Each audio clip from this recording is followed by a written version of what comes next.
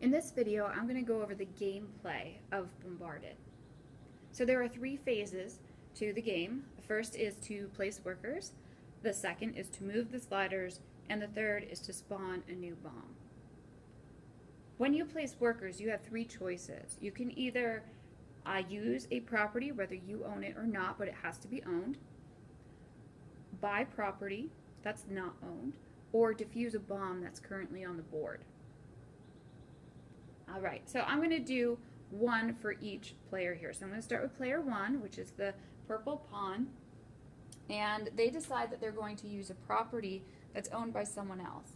So they're going to place two of their workers right here on this property. Orange owns it, so from their hand of resources, they're going to take any one and give it to orange. Now play moves to the second player, and they are going to buy a property. So on each property card, you can see the worker value that it takes to use it, or to buy it, I'm sorry. So they want to buy this one, and it takes a worker value of 2.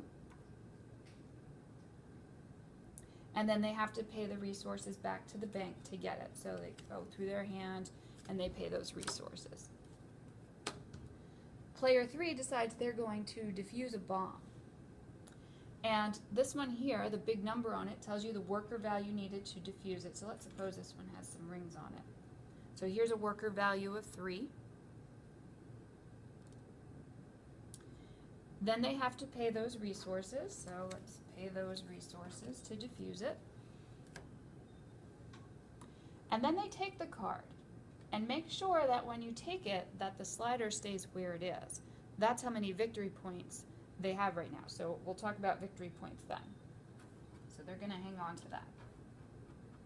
All right, then it goes back to player 1, and player 1 decides that they are going to put their remaining 2 players here. Now in the bottom, to use this one, it says 1 plus worker value. So as many worker values as you put on here, that's how many resources you get. And he would have done that last time as well. So this is a worker value of 3 for the blue resource. So they would get 3 blue resources to put in their hand. He owns it, so he has to pay no one to use that resource, that property. Player 2, they decide that they're done. They don't want to place any more workers. And player 3, let's suppose they have this again. They're going to use the university here. Orange owns it, so they're going to give them a resource card, taxes to use it. And then with university, when you use that, that's how you get a ring, and that's how you increase your worker value. So we're going to do that.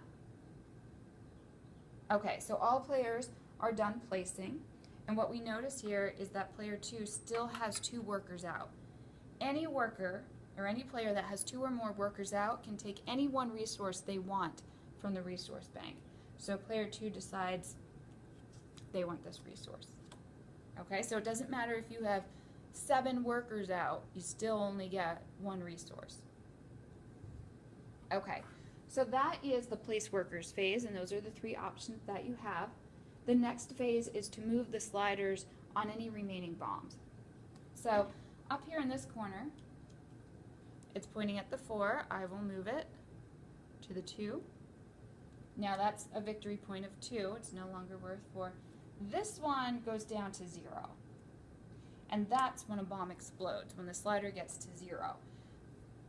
Bombs exploding don't affect workers. They do affect property ownership. So this bomb is done. We'll put it to the side here. And that means that ownership of this one and any property next to it will lose ownership. So this goes away, this goes away, this goes away, and this goes away. So they go back to those players. Now those properties could be bought again. They can't be used until someone owns them. Okay. Then the last phase is to spawn a new bomb. So that's where we roll the dice, and a few things can happen here.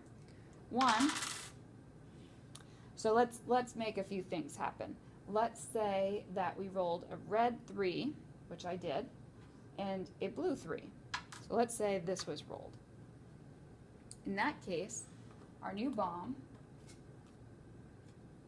gotta put a slider on it here, would end up being red 3, blue 3 is right here, right where these two purple workers are.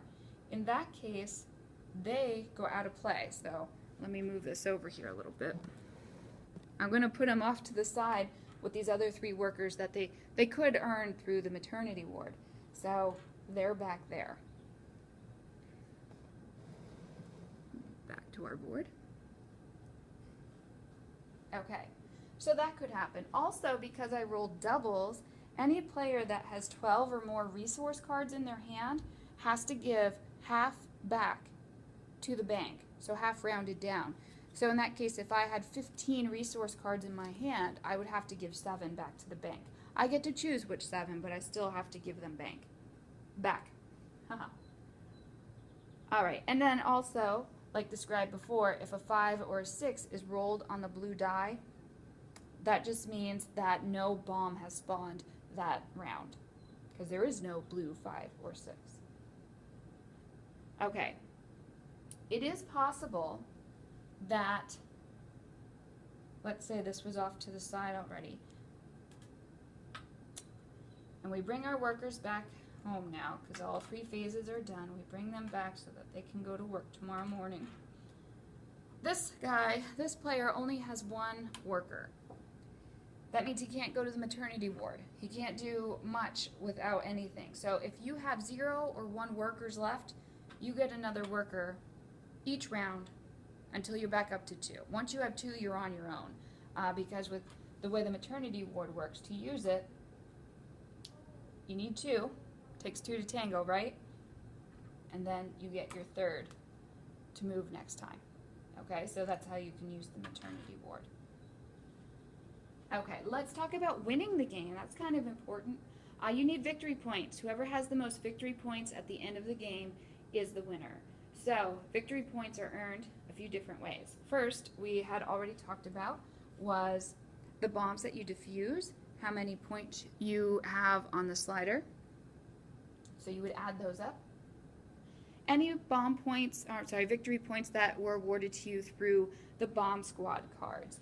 And that is through using the bomb squad property. You pick up a card and just read what it says. Some will just automatically give you a victory point, others require you to do something.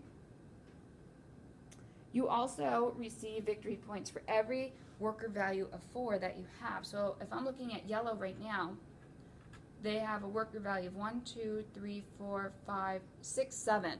So that would give them 1 extra victory point.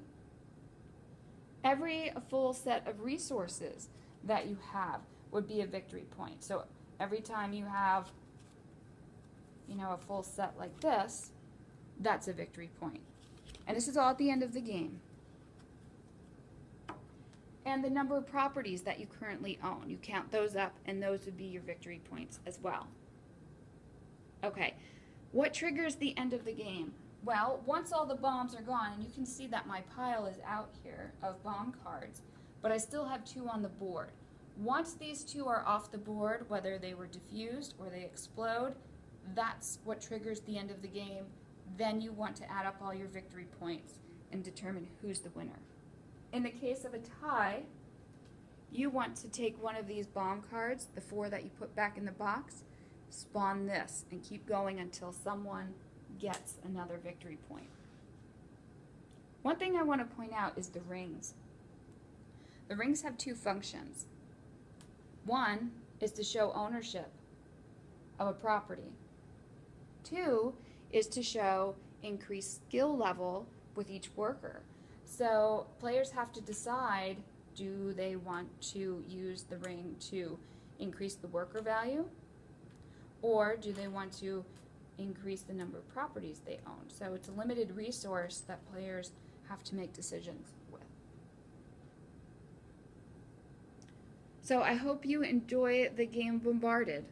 Thank you.